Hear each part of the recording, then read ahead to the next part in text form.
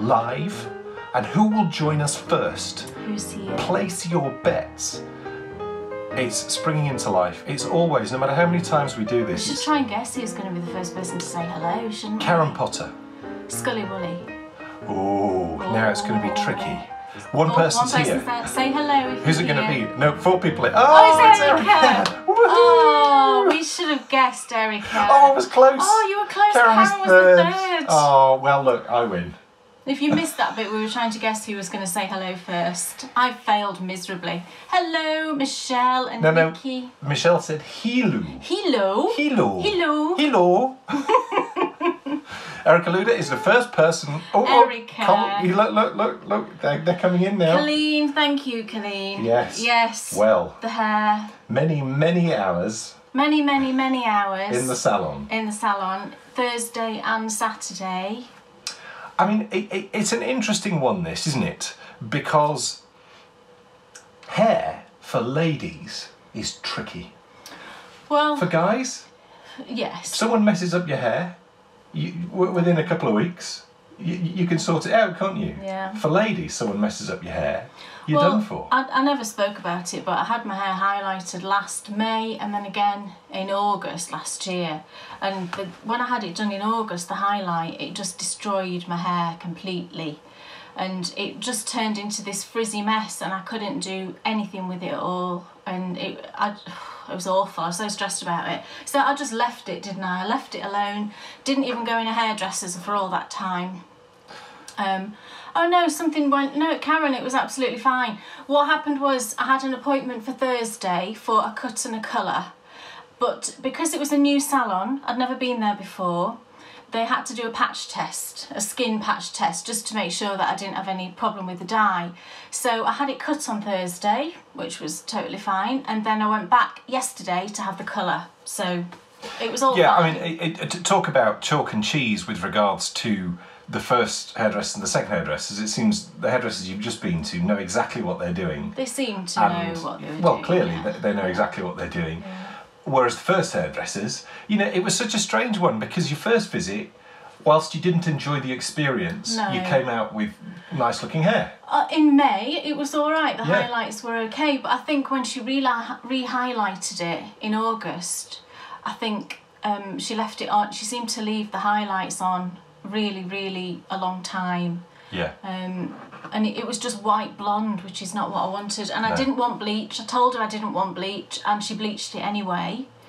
So to correct, because it had bleach in it, I had to have a correction colour put on and then a colour on top of that, you know, after that. So it was a really long process. But how much stress, though, has the whole hair thing caused you? A lot of stress, yeah. Because even without thinking silly, about, you know, well, it's only hair, isn't it? It is only hair, but it grows. Well, it does, but it takes a long time. But you know, if you consider, you take a person who doesn't have anxiety issues and give them a bad experience in the hairdressers, and you're going to be nervous about the next hairdresser you go to. You know, it wasn't just the colour. For a few weeks after, when I'd had the highlights done, my hair was coming out in handfuls. You know, it was.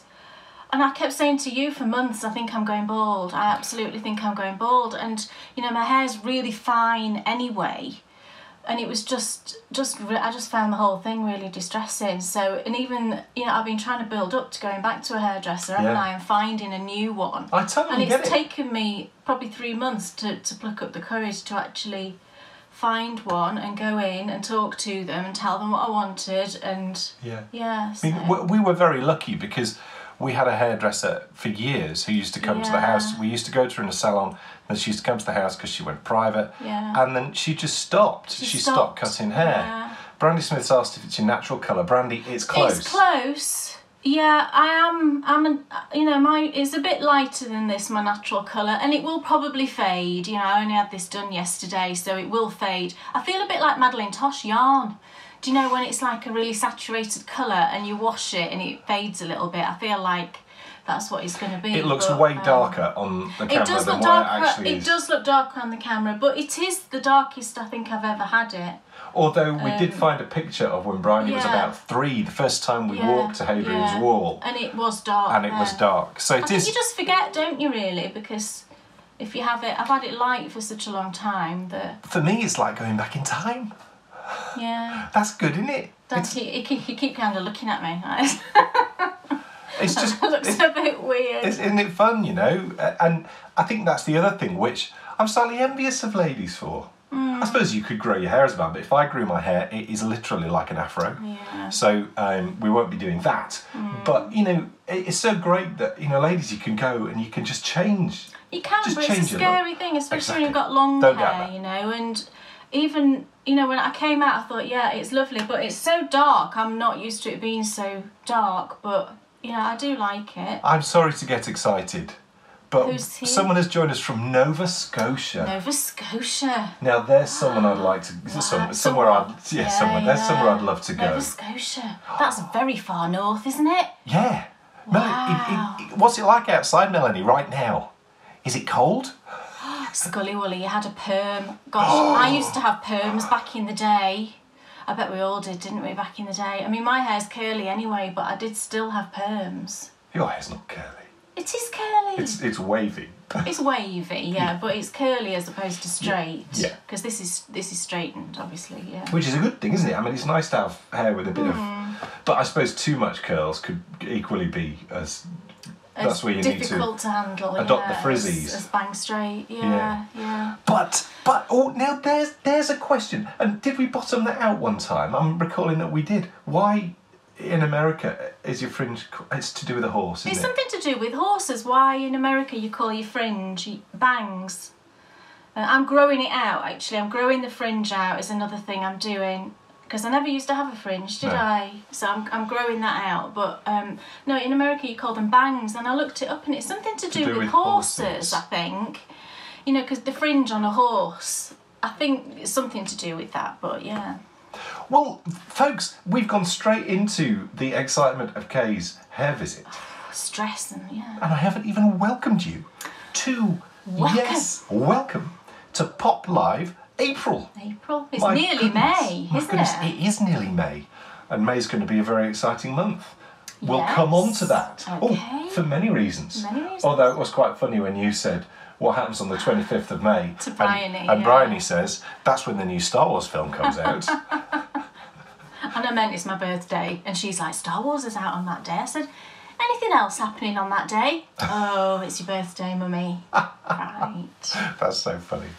But yes, we're back with our very special P.O.P show. And the reason why it's a special P.O.P show is because we are getting ready for episode 100 in May. And very exciting, the next P.O.P Live May, will be directly after, episode 100 will come out on the Friday, and then the P.O.P show will be on the Sunday. Right. It's the after show party. Oh yes. And we all know how much fun after show parties are. Yes. So we could do with deciding, maybe you can help us, what games should we play in the after show party? Could we play a game which involves all of us? Is there something? I wonder if we could. But we shall have at our after show party, we shall have balloons. Yeah.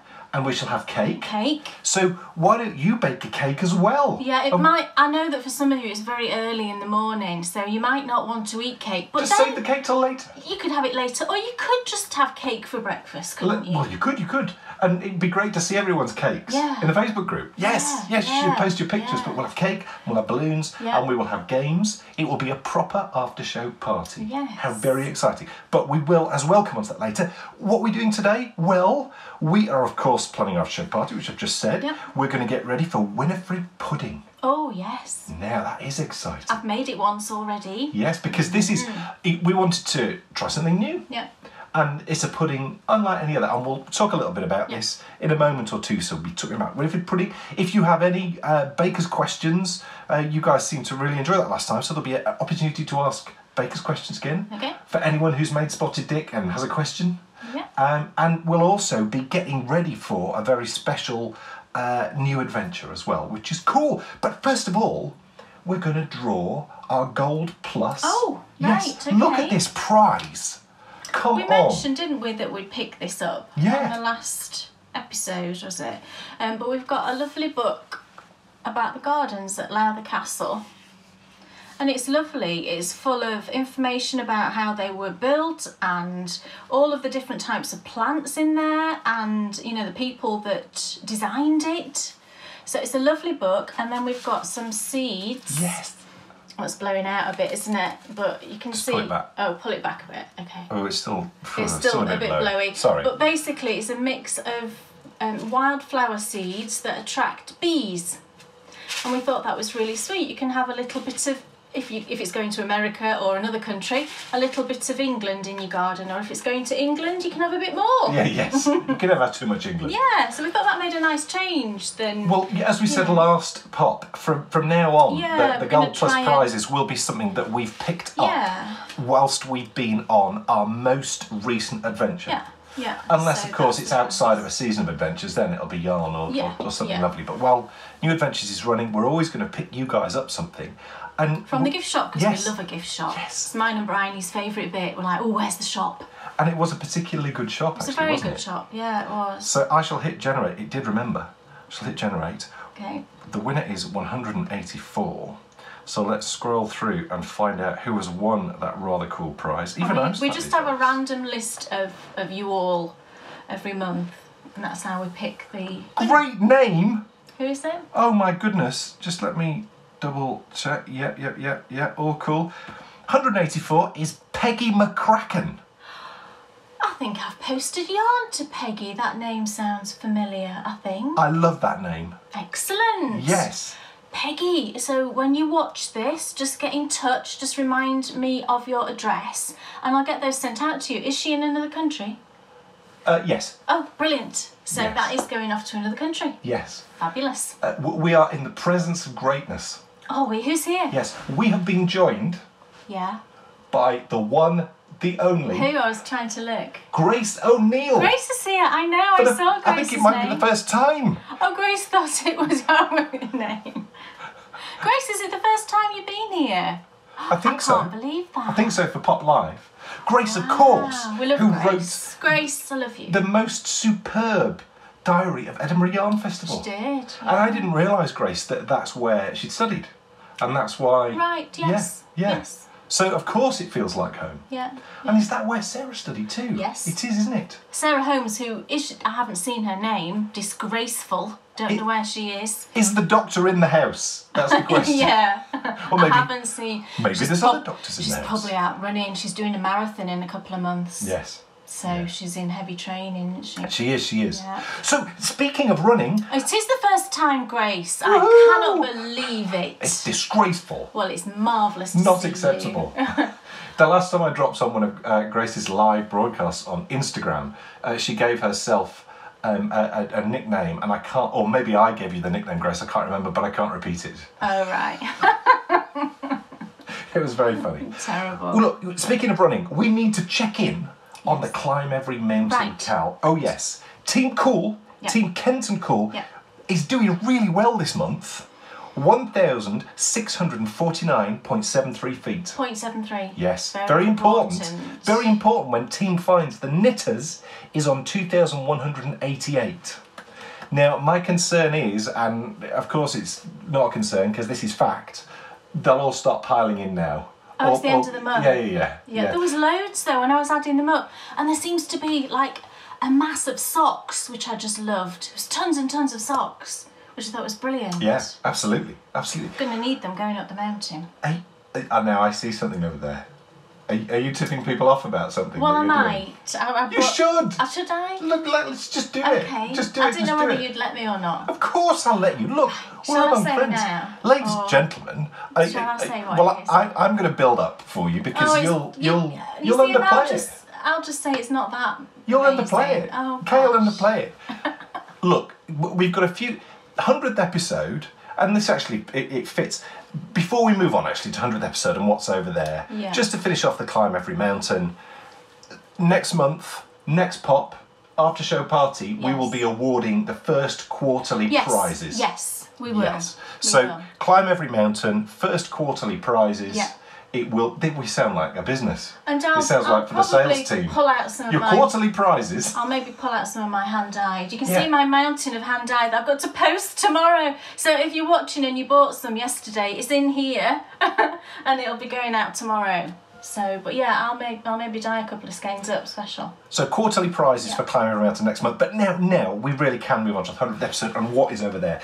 So it's a tricky thing, but it's been a really hard thing, hasn't it? We've been talking about it for ages on what we were going to do for the 100th episode, and we just didn't know what to do, did we? It's really tricky because I always think that those episodes, you know, those things where you watch a TV programme and they do like, oh, it's a 100th episode or whatever, and they just spend the whole time showing clips of what's gone on before, and it becomes really self-indulgent. And that's not really us, it's just not us. What we wanted to do, you know, we've planned the shows. We plan the shows very much in advance, so we know exactly what's coming when, and it all is in a certain place for a reason. We just thought what we don't want to do is, we don't want to lose the flow of the show, do we? No. So what we thought we needed to do was additional things to celebrate the 100th episode. Yeah. So on Tuesday next week, something very exciting is beginning. Tuesday next week? Yes, because I happen to be up here sat sorting out a problem with your computer. Do you remember when there was that problem with your computer? I was sat sorting out a problem with the computer. And I won't go into detail on this because I'm going to do that on our special series that starts on Tuesday. We used to record up here, as you guys probably know. And episodes 1 to 8 were recorded sat right here. And after I got ill, I wanted to make a lot of changes, didn't I? Moved around my office. It was a really funny time. And recording and editing up here, I just wanted to put it to bed. Didn't want to go near it. Well, little did I know, all the raw footage from episodes 1 to 8 have been sat on this computer. Sarah's here. Sorry, you are late. We were just talking about you. Everyone, tell the doctor off. Yeah, tell her off. The doctor is finally in the house. Sorry. No, it's fine, it's fine. So, what did I find sat up here? Well, I found the raw footage from episodes 1 to 8. It was like looking into a time portal, wasn't it? Very strange, yeah. You know, so we were able to see the footage, unedited, completely clean, of episode 1. Now, episode 1 was broadcast, for those of you who don't know, on the 8th of May 2014. And our 100th episode will go out on the 18th of May 2018. Yeah. I mean, that's unbelievable, isn't it? Almost exactly. So not only is it 100th episode, it's also anniversary of, you know, another year of the anniversary of the podcast. Yeah. So what we thought would be a wonderful thing to do would be to sit down and re-edit episode 1. Because if you think of all the things that we've learnt over the last 4 years on sound and picture and, you know, and also... all the things you've learnt. Well, no, that's not true. That's not true. The way that we developed a style, the way that we developed a production style, was very much trial and error. I would try something new, you'd go, that's blooming awful, and I would change it to something different. And, you know, I think we nailed the production style that we've kept probably around the 60s. Probably, because I tried out with a lot of close-ups in conversations which we didn't like. And it was all different things that I was learning. I was going online and learning these things. So anyway, what we're going to do is for the next 3 weeks, you're going to sit with us as we revisit the footage from episode 1. We're then going to edit that into a very special anniversary show, and we will put that out on the 18th as well, won't we? So you'll be able to watch a re-edited version of episode 1, how it would be now. But not only that, you're going to do a free pattern. Well, I was just thinking, I'd like to do something for the 100th episode, and I just started thinking about it. I thought, well, maybe I could do just something, I don't know, just something cute and sweet for a free pattern, you know, just to put out for the 100th episode. So I came up with this idea, and I've been knitting up these things, and it's so incredibly cute. So I brought them up and I thought, you know, maybe Dan will let me show you just as a little sneak peek, because I wasn't going to say anything on the podcast until episode 100. Yeah, well, too right. So you won't hear me talk about this next episode. We've now learned the lesson, haven't we? Oh, thank you, Heather. We've learned the lesson, Kay, about showing patterns before... Gosh, yeah, should I talk about that or not? Or well, we mentioned it in the Facebook group. We've not spoken about it. Oh no, I did mention it in the Facebook group. Yeah, so no, let's not talk about that. So yeah, I came up with this idea, and it was when I recently dyed up some Dobby yarn, which is over here. Shall I grab a skein and then you can see it? So this belongs to someone. It might be one of you, but this is it's blowing out. This is the Dobby colourway. It's a really pretty mix of like olive greens, chestnuts, and then there's some pink tones on top as well. It's much prettier than it looks actually on screen there, it's blowing out. But that was Dobby. And when I was dyeing up Dobby, I thought, oh, well, Dobby has a little sock, doesn't he? You know, he just has that one sock. And then I was thinking about how we all loved to read, or a lot of us love to read. And also I was thinking about me and the making of the little bookmarks that I've been doing recently. So I put all that together and I thought, you know what, I'm going to make a bookmark for Dobby. And here it is. I've got 3 of them actually, but here it is in the Dobby colourway. So look, I've made a bookmark for Dobby. It's a proper little sock. And this is in the Dobby colourway. Look, heel flap and gusset and everything. It's a proper little sock. So I knit another one. And this is in BB's blanket. Oh, this is blowing out because this colourway is quite kind of neon-y and poppy. It'll be showing up absolutely perfectly on the recording. Right, so that's BB's blanket. But this is just a plain sock. And then I thought, well, wouldn't it be nice to have a little lace version? So, look, I've knit a little lace version. There's a little lace pattern on it, if you can see it. And this is like a yellow that I dyed as part of the advent calendar actually last year. And I'm now just knitting one that's got a texture pattern on. So there'll be... And are all these going to be in the pattern? Yes. So there'll be like a basic stocking stitch pattern. And then there'll be the sort of little recipe for the pattern for the lace and the pattern for the texture. And there's also, I mean, I've done a 2x2 rib on this one, a 1x1 rib on that one, and a 1x1 twisted rib on that one. And I've done a little mini umbrella toe. So I just think it's really cute. And have I got a book? Could you totally knit 24 of these and use them as an advent calendar? Well, that was my other thought, you know, that you could use it as a bookmark. Look, you pop it in your book. Look, a little sock bookmark. Oh, it's so sweet. Master gave Dobby a book. I know. And Dobby can read. I thought I should have had a Harry Potter book. And I thought, oh, when I take the pictures, I can get a Harry Potter book and put it inside. And you can imagine the cuteness that was going on in my head. Given the importance of knitting in the world of Harry Potter, maybe this is a book that Dobby would read. Oh, maybe it is. So, yeah, but if you wanted to, you know, you could knit 24 of these as an advent calendar type thing. It's fingering weight yarn. Just scraps. It takes about 8 grams. Heather's going to make them and hang them on her Christmas tree as baubles. Absolutely, you could hang them on your tree. You see, and my thought was, you know, you could use them as an advent calendar because you could easily get a little treat inside there. You know, if you wanted to make them for yourself, you could put a little mini in there. It would also fit a very tiny baby. It would fit, or you could use them for like your teddies.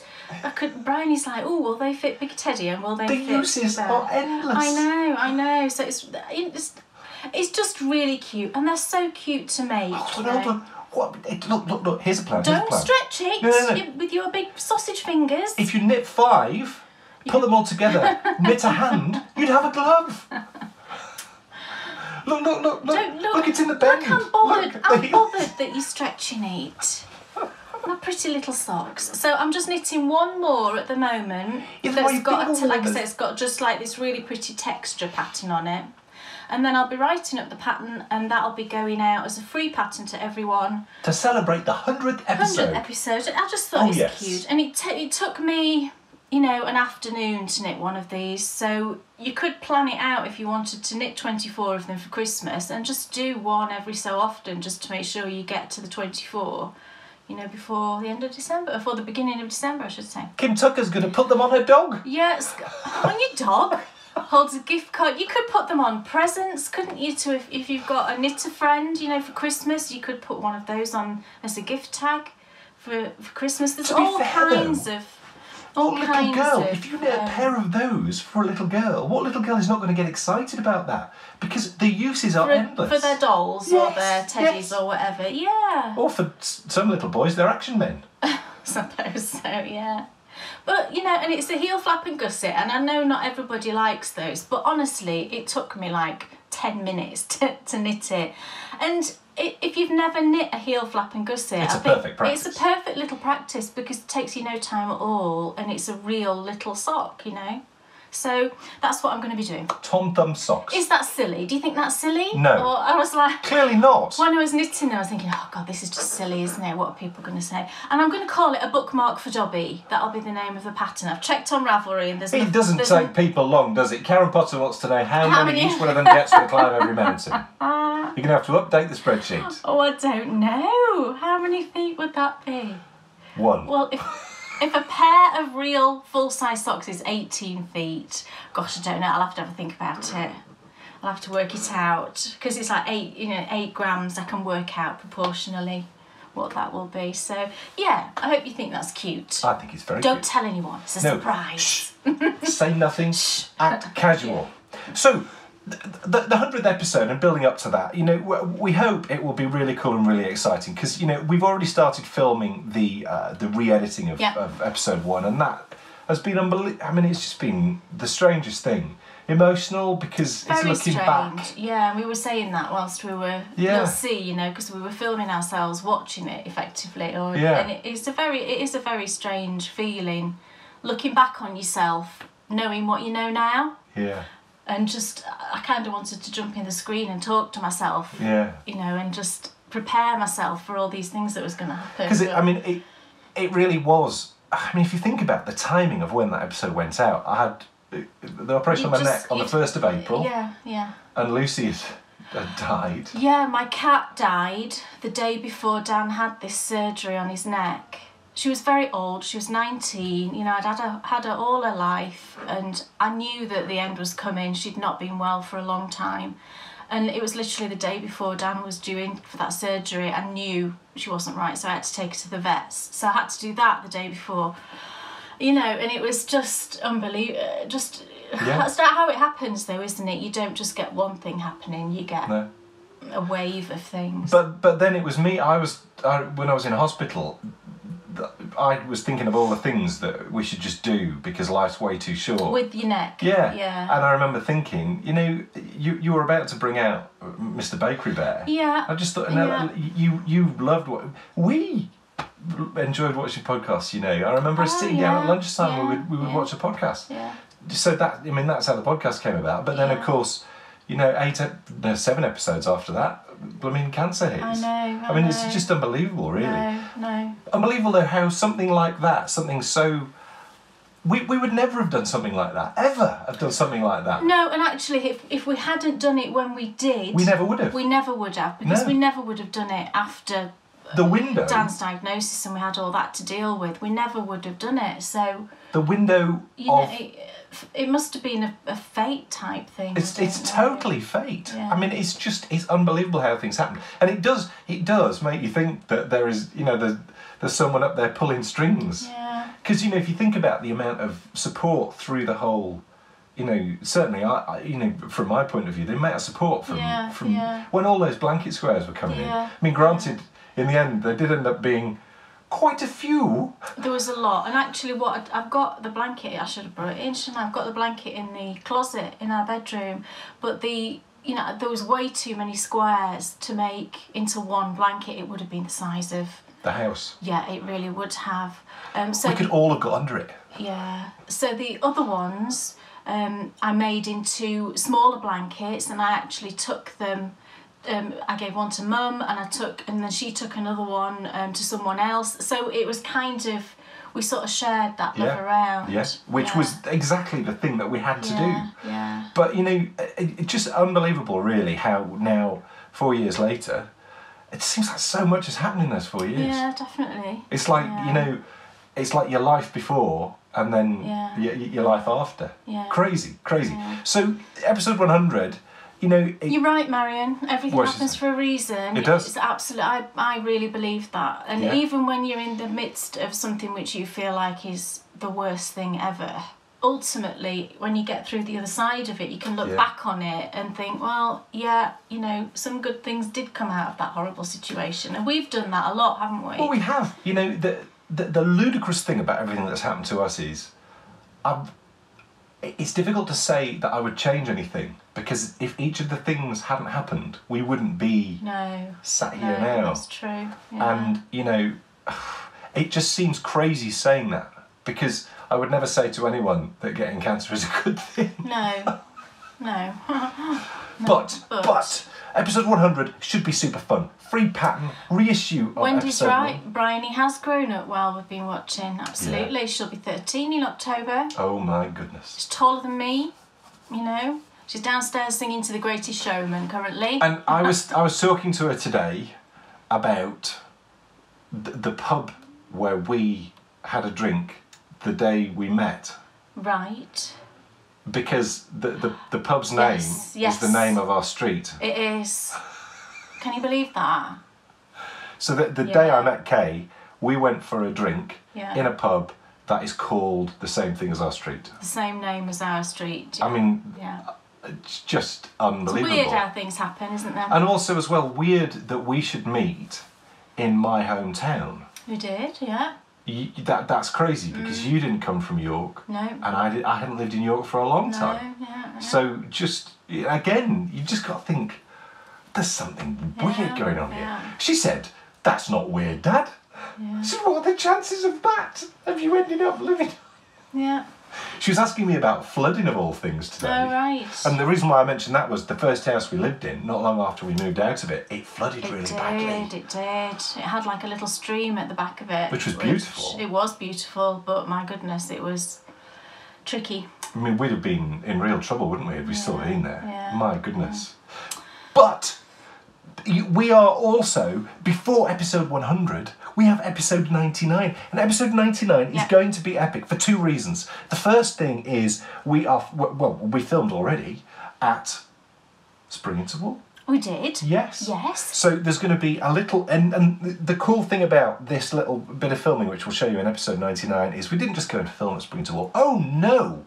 We pinned down the organisers and interviewed them. Very nice. Lovely Very nice people. Lovely man. And also pinned down one of the stall holders and interviewed her too, which is great. Yeah. But not only that, and she's here with us, Michelle Jakes is writing a show diary for Spring Interval. Is Michelle here? She is, yes. Oh, Michelle, I was just chatting to Michelle this morning. Hello. She's writing for Spring Interval for the next issue of Knitability. Brilliant. And it was just the loveliest day. It really was. Such a great venue. Yeah. Felt like Hogwarts. It's a beautiful school. It really is. Yeah. And, you know, it makes you think, actually, what a great venue if you can get the right one. And lots of them are really, really good site schools. You know, specifically schools like that, the more sort of independent, private-y type ones. But it's just the perfect site for a wool show. It is. But, of course, as well as that, we're making Winifred pudding. We are. Someone's already asked, do they need to get the puff pastry out? Get it out of where? Do we need puff pastry for it? Yes. You do? Yes. But you can just buy it. I bought it. I've made this already once. Not last week, was it? The week before, I think. Yeah. Just so I know what I'm doing, you know. I'd never made it before. And it's really easy. But yes, you need puff pastry. But I got the puff pastry as well that's ready rolled. You know, you can buy it in kind of like a square tube like that. It's ready rolled. So I've just rolled it out a little bit more just to make it a bit thinner and used it, and it was dead simple. But that's really the only... I'm trying to think, you know, there's nothing else glamorous ingredient-wise. You do need lemon oil or lemon essence. You know, you can get that in the kind of baking section in any supermarket, I think. And then the rest is just basic sort of ingredients. There's some bread, there's some milk, lemon, sugar, all those. What's been exciting with regards to the history of this pudding is when it appeared. Because Spotted Dick is very rich and very full on, isn't it? Yeah. And that was, you know, created and really came into its own slap bang in the middle of the Victorian era, when it was a real sort of, everyone was loaded and everyone was eating things to excess. And then Winifred pudding was invented just after Queen Victoria had died, and, you know, we were struggling a little bit more, and people had to make their food go a little bit longer. Yeah. They still wanted the lovely, sweet, sort of indulgent treats, but they wanted to be able to use things from their store cupboard, and so it's very different. It's a much sort of cleaner. Yeah. I could eat all of one of those in one sitting and not have an issue. Whereas Spotted Dick, one portion, and then you need to lie down. Karen's just said she's confused by pudding made with puff pastry. The problem with the word pudding is that it's used in two contexts, really, isn't it? Pudding means anything that's a dessert. Yeah. But then also there are desserts that are called puddings. Yeah. Yeah. So that's probably where, you know, the confusion's arising. Yes, it is actually called Winifred pudding. It is. That is exactly what it's called. But it's called pudding because it's it's a dessert, I would have thought. Well, it would be difficult for us to nail down exactly why he chose to call it pudding. Yeah. But this came from, it was 1905, no, it was later than that, 1914 when it was published. And I'm going to put a link in the gold edition of the next episode of the Baker Bears Pudding Club. I'll put a link to the actual cookbook where it was released, and it's called within that cookbook Winifred Pudding. Yeah, so the guy who invented it called it Winifred Pudding. Yeah, I mean, if you imagine more of like a tart, yeah, that's probably what we would call it more today. It's got a puff pastry, you know, a lining, and then you put a filling in it and you bake it in the oven. And this guy was an absolute dude who invented it. Anyone, I mean, well, it'd be interesting to know who recognises this name, Allinson. Who knows the name Allinson? Everybody in this country. With note taken out. Note taken out. Everybody in this country will, yeah. Dr. Allinson, in Victorian England, he was a doctor, and he was a passionate vegan, and he was a Was he? Yeah. Gosh, back in that day. Yeah, passionate vegan, and he used to promote healthy eating, and he was passionate about women's rights. Gosh. We're going to talk about this a little bit in that. Very forward thinking, isn't he? Published a book saying women are completely equal to men, and they should have the right to say how big they want their families to be. Wow. And he got convicted and sent to prison for a short amount of time under the Obscene Publications Act. Because it was seen by Victorian England as obscene that anyone would say. I can believe that they thought that, yeah. So talk about ahead of his time. So when he got out of prison and he wanted to sort of get back into society, he thought, right, I'm going to buy myself a bread mill, and I'm going to start practicing what I preach. Right. I've been telling people to eat wholemeal bread and eat healthily. Well, I'm going to start making wholemeal bread. And what are we, 100 years later? Allinson's is still on the shelves of every supermarket you'll go into. Amazing. Very rustic bread, isn't it? Allinson's. I always thought when I used to eat it, I used to think this is quite... Not by today's standards, I suppose. Say, not when there's so much choice of like granary and spelt bread and, you know, all of the other things that we have. Spelt bread I did used to really like. Yeah, spelt's really good if you've got like IBS and things as well, because it's much gentler on your stomach than wheat. Yeah, right. Yeah. A lot of people find that if they can't tolerate wheat, they can eat spelt bread. Right. Because it's just not... it's not the same grain. Right. It's much easier on your stomach. I have a news flash for everyone. We have to give the Scully a cheer. Flower.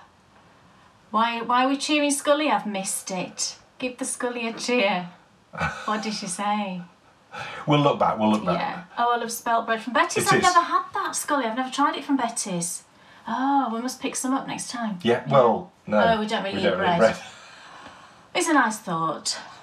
I did have some bread the other day and that was okay. It was only a tiny bit though. Yeah, I don't think it's ever a good idea, to be honest. Not with us, anyway. Aren't we rubbish? I have a news flash. Yes. I'm in love, and I don't care who knows it. I'm going to show you something. Oh. For those of you who tuned in to the very first Journey to the Centre of the Yoke. Oh, right. Which came out on Thursday. Fabulous. I've seen this. I was talking about what I was going to cast on. And I hadn't cast it on. Right. Well, now I have. Oh, this is lovely. It really is. Have we even said what the sweater is? Well, I did on the Journey to the Centre of the Yoke, but I haven't anywhere watched else. That yet. No, well, tell everyone. I will tell everyone what you are knitting. It's a jumper by Anna Maltz, and it's called the Solja, S-O-L-J-A. This is black and white, but that's a terrible picture. You'll not be seeing anything, I'm sure. If they go and watch Journey to the Centre of the Yoke, they'll see the pattern and you'll see colour pictures and all sorts. Right, but you can look it up on Ravelry. It's spelt S-O-L-J-A, Solja, I'm presuming. And look at that. He's doing corrugated ribbing. I know, isn't that amazing? And it looks fantastic. What has surprised both of us is, because neither of us have knit corrugated ribbing before, is actually... It's quite stretchy. It's got a lot of stretch in it. And I'd heard people talk about corrugated ribbon, saying, you know, because it's not like normal ribbon, is it? Because it's a colour work thing. But there is a fair amount of stretch in it. I thought it would be really non-elastic, but that's not bad, is it, looking at that? So yeah, we've got the 2 colours of grey going on there, and then the main sort of body is going to be this lovely mustard colour, and it's a lace pattern. Sorry, you're not losing stitches, are you? It's fine, it's fine, it's fine. I get very protective over my knitting. Yeah, Brandy's just said Susan B. Anderson knitted. Yeah, I've got to say... I haven't seen that. I don't know how I've managed not to see it. And so I'll tell you what really frustrates me. We were kind of like, you know, we spent ages looking for this jumper for Dan, and Dan wanted to knit something really that he'd not seen anywhere else. And then what happens? As soon as we choose this and cast it on, apparently Susan's knit it, which I haven't seen. I haven't seen it, so it's fine. But so you know, I don't know where.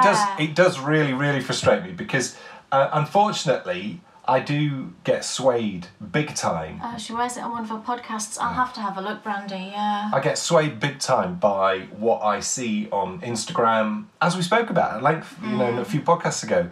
And I was going to knit the arboreal, and I'm actually really glad that I haven't, because looking at the pictures of it, it just looks a bit too simple. I think I would have got frustrated. You would have got bored, and that was my bother. Yes. Yeah. So what's beautiful about this is it's obviously starting off with something I've never done before, and I've got to say, doing double knitting, it got me to where I needed to be able to do this, but this is way harder than double knitting, like way harder than double knitting. Because you knit one in one colour and then purl one in the other colour, so it's kind of, I don't know how you would do it, you know, without dropping one yarn to do the other.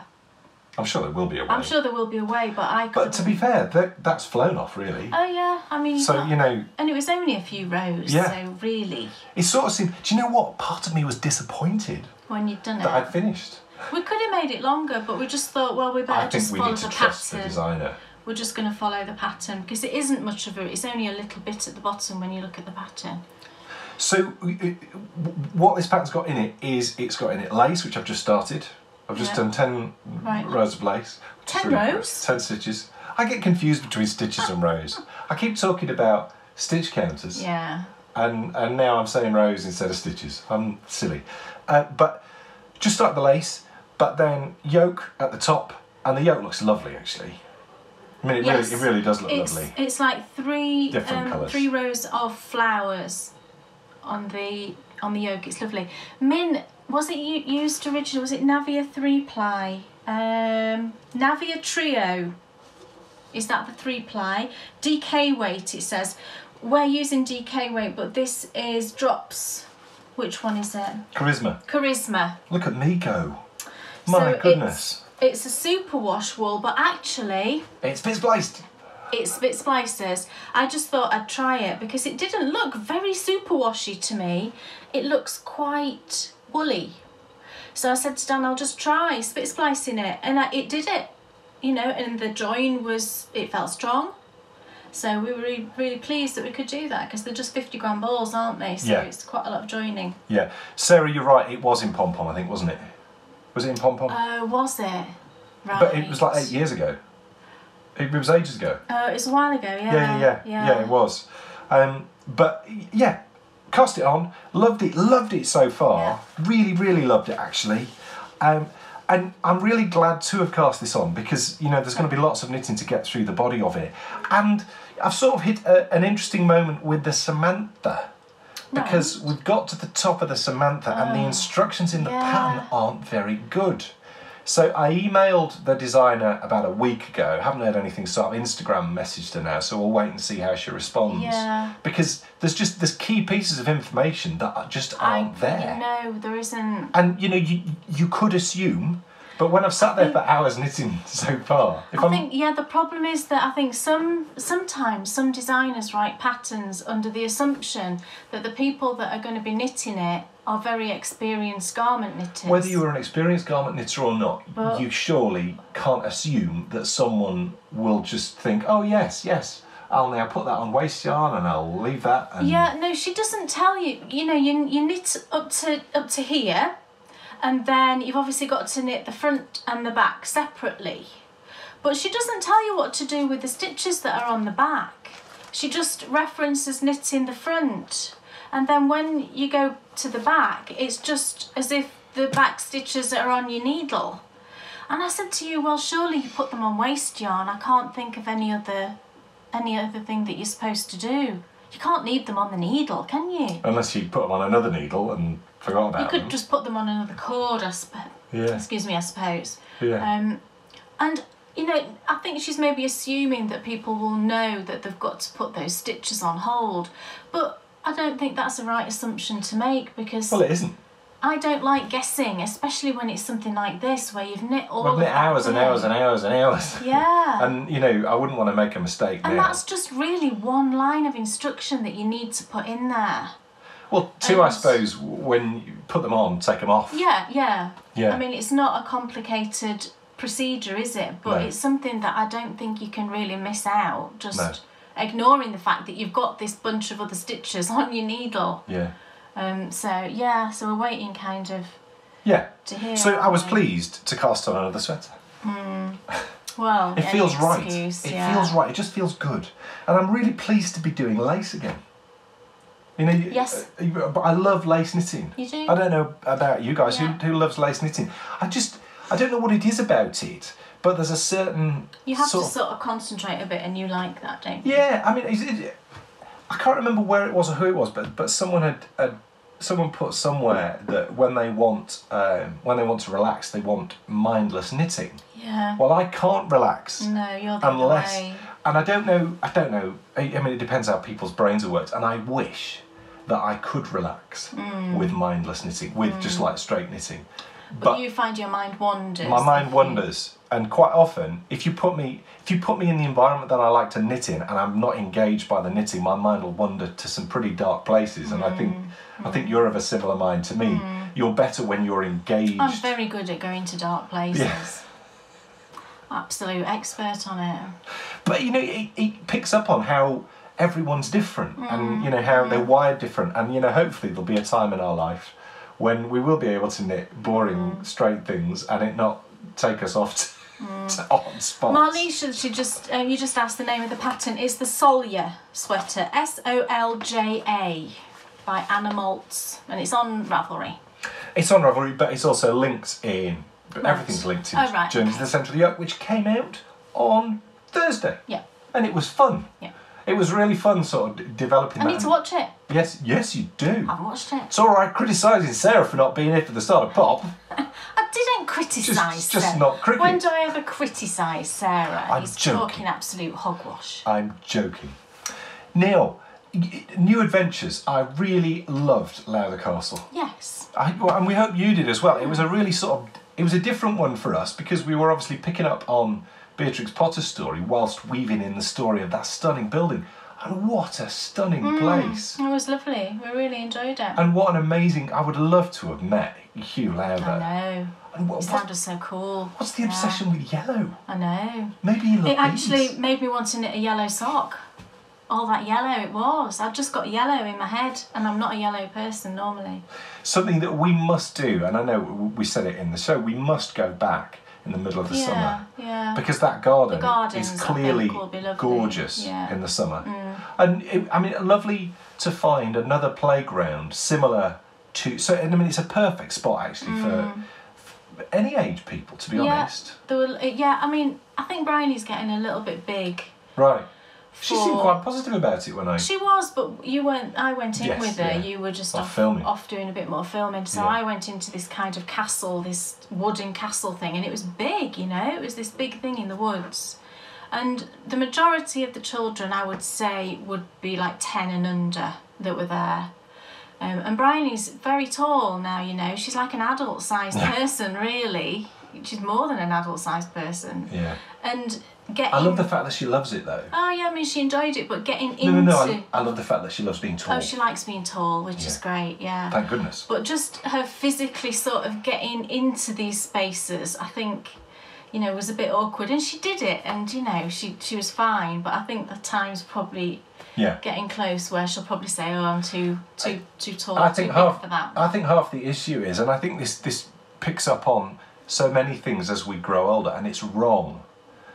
that she feels like she can't because everyone that's on it is so much younger than her. Yeah. I think she still wants to. Well, she still wants to. And I just don't think that's right. I don't think that's right. Do you folks? You know, there's that old saying, isn't there? You know, when you're an adult, you put away childish things. Why should you? And that fits in with your toy box. I was there with her, you know, I was walking around all the things. That fits in with your toy box. Yeah. You know, we should be allowed to. You know, I'm 42 and I love Lego and Star Wars. I wish I was 42. I won't talk about how old I'm going to be next month. Oh, stop it. Oh, be quiet, woman. It's just not on. The hairdresser didn't think I was that old. No. Because she asked how old I was. Well, you know, you don't look 55. Oh. Very funny. But we're very excited actually about the episode 100 New Adventure because, you know, and so interesting to find out that people knew, well, obviously said we're going to be telling the story of the Jersey Lily, and people started putting in the show notes, oh, Lily Langtry. I've heard of Lily Langtry. I didn't know that's who she was referred to as. Yeah. And what is that? What's the thing called that comes up and down from the beach there? Is it a funicular or something? Funicular. No. It's one of those trams that takes you up and down. Yeah, do you know, like when you're in this example, you're down on the beach and there's a cliff and there's a little railway that goes up. They're usually sort of gravity. It is. It's gravity sort of done. There's only two in the country, I'm sure. It's either funicular or a word like that. Somebody will tell me in a minute. Scully will tell me. She's clever. Yeah. But I'm sure there's only two in the country.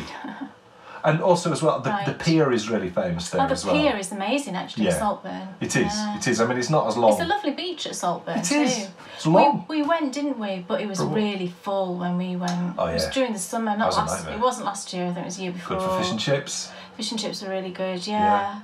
But it was just packed, and I don't enjoy that so much when, you know, when you sat there and then you've got kids running past you and sand flying everywhere, and can't do your knitting under those circumstances, can you? I struggle. No. Yeah. No. I mean, knitting by the beach, I think, as I found out when I knitted... I'm not sure it mixes really. Well, because sand and yarn, not a good mix. No. Or you need experience in managing your yarn in sandy places. Yeah, and I've not got that experience, That sounds funny. Oh, Scarborough's got one, has it? A funicular thingy. I'm saying that wrong. I didn't know Scarborough had got one. No, has it? No. Does it? We know Scarborough fairly well. I don't remember Scarborough having, unless you're talking about something else now, which you could be. I might have missed it. Vanessa says she can imagine Hercule Poirot on a funicular. Oh, definitely. Yeah. Look, we're getting towards the end of the show, and we need to just talk about what's coming up this month, because there is lots and lots coming up, actually. Now, we shared Knitability for the first time this month in a different way to what we've done in the past. And I just sort of wanted to throw it out there, and if people would rather we go back to the old way, then we absolutely can do. But we're always very conscious of filling up your inboxes. We never want to send you an email without it being important and pertinent. So when we post something on Patreon, if you have notifications turned on, which I think the majority of you do, you get an email with that notification on it. And with Knitability, we've been posting it on Patreon, so you get an email telling you we've done it, and I've also been emailing it to you. And that seemed like I was wasting your time and a bit of your inbox space. And the other reason why we didn't email it out this month is I can actually upload a much better quality version to Patreon than I can do on an email. Right. So if you would rather it be emailed, then let me know. And if the majority of people would rather it be emailed, then I'll carry on emailing it. Yeah. But if how we shared it this last month was cool, then we will do that from now on. Shared it this last month. What did I do? What did I do? No, you said lost. Sorry, I was trying not to laugh. Sorry. See, that would have been cut. Yeah, sorry. No, it wouldn't have been cut. That was funny.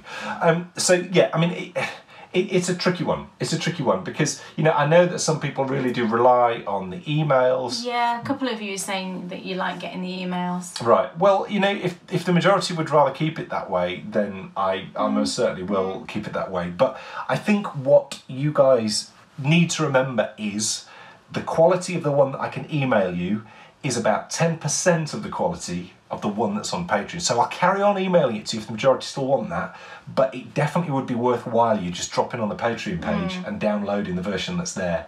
Because it's all about the pictures and the images, isn't it? Yeah. We really go out of our way to make sure that all the pictures are really lovely. And but that's the first thing. The second thing was, we just wanted to just mention, Kay's been getting a lot of messages in lots of strange places.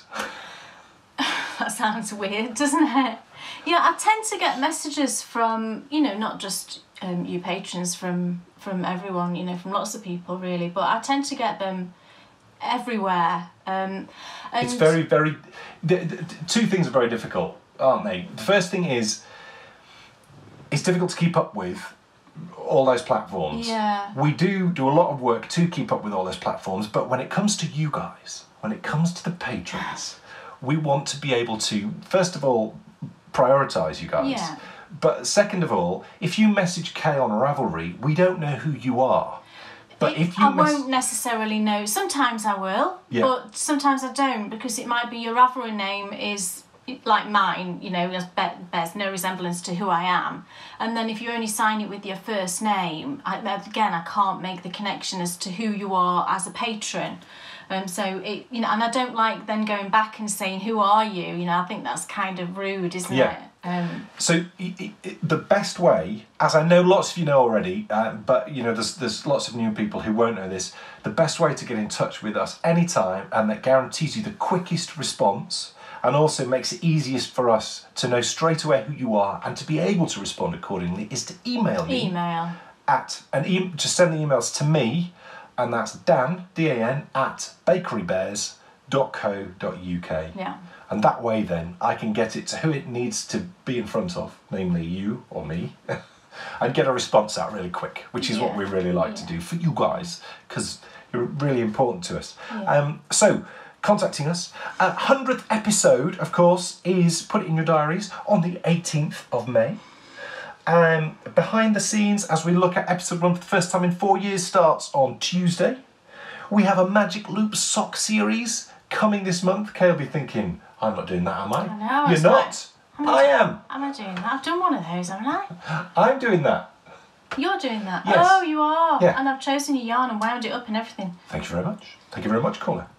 You'll also have some reviews for us and a tutorial special all about the central double decrease. Right. Yes. Have I done that? I think so. We do so much. I honestly cannot remember what tutorials I've done, or whether I've just thought that I'm going to do. I keep track of it. I thought, have I done that, or have I just thought I'm going to do that? I can never remember. So that is it. That's what's coming up this month. Yeah.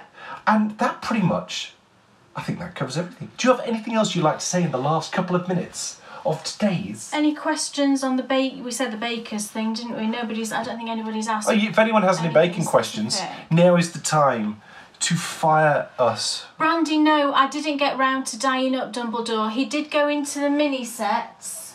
That's Dumbledore there.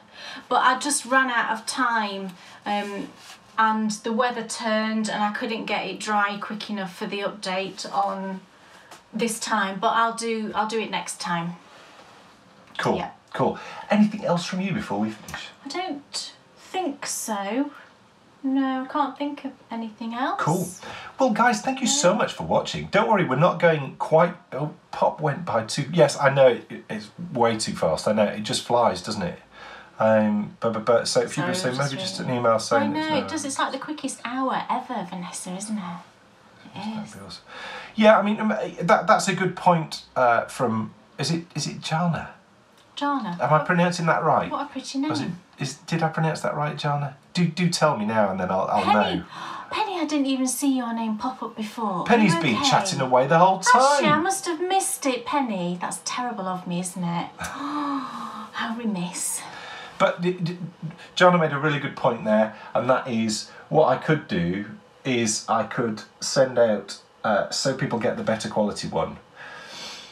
And that's what I'll do. That's what I'll do. I will send out an email when each issue of Knitability goes live, and I will include on that email a physical copy of the lesser quality issue of the magazine, and I'll link the Patreon page where the higher quality one is, and that way then it covers. Patty just asked as well, it might be just a good time to just address it quickly, on whether I was going to be doing another mystery series like the Agatha Christie yarn. We've got nothing planned at the moment, but who knows, there may be something later on in the year. Right, okay. Who knows. And Patty said something else, which I was going to talk about. She's been making a Google Maps list of all the places that we've been to. Wow. Patty, how many episodes have you done that for? That's like super cool. I mean, you've not done it for all the episodes, have you? That would be... God. I mean, if you... I'd love to see that. Gillian, is the weather nice with you? Oh, how Hey, I hope so. I'd be disappointed if it wasn't nice. Molly, she says she didn't get a reminder for today's pop. It goes out when... Yeah, on Monday, there was a post on Patreon on Monday, and it was, so there was a specific post... and we always say in the previous pop, don't we, when the next one's going to be, do we? Well, I mean... Yes, we do normally, but I always put a Patreon post on the Monday before the pop goes out. You must have just missed it, Molly. So there was a post on Monday which says when the pop is, what time it is, and what we'll be talking about. And then I normally do put it in the videos as well. I just put it at the bottom, and we'll see you on Sunday for pop. Cloudy in Bermuda. I can't imagine that. That's shocking, isn't it? But let's just clarify exactly when the next pop is going to be right now. Yes. And that's going to be the 100th episode after show party. And that will be on the 20th of May at 2 p.m. British Summer Time. And it's just before my birthday as well. And what we're going to do, actually, folks, what we're going to do on the 100th episode, and this is really important to Kay and I, and you know, we couldn't decide whether we should do it in a pop or whether we should do it on the main episode, but we're going to do it on the main episode, and that is we're going to talk a little bit about the future. Because we've been talking a lot about the future and where we're going with things and what we want to do. And I think the strongest message that we want to put out to all of you is we're only just getting started. Yes, it might be a 100th episode, but the issues for us historically have always been time is a big issue, and you know, for creativity is never the problem. No. There's always, for example, the history show. The history show is coming, the history of knitting show. The problem is the subject is so vast that for us to keep the new adventures flowing and the filming of the pudding club and everything else, it just takes a little bit longer. But as we get more and more patrons, it's going to start freeing up more and more time. It's going to start creating more and more time to make those shows happen a lot quicker. So we're going to start talking about our vision for the next 4 years. Yeah. Yes, and it's exciting. Oh, Scully Wooly, you'll be on top of a mountain that day. That's just not cricket. It's not on, is it? It's not on. Scully, we got those books. They were really good, thank you. Sarah Gamson says, so my first pop 2 was a bit late joining and my son is singing his lungs out. Oh, that's sweet. Remember, folks, you can rewatch it, Sarah, right here. So just rewind it, yeah, and rewatch it. I know some people think they have to wait for the recording to come out on Patreon. No, you can just do that. You can, just swipe it back and watch away.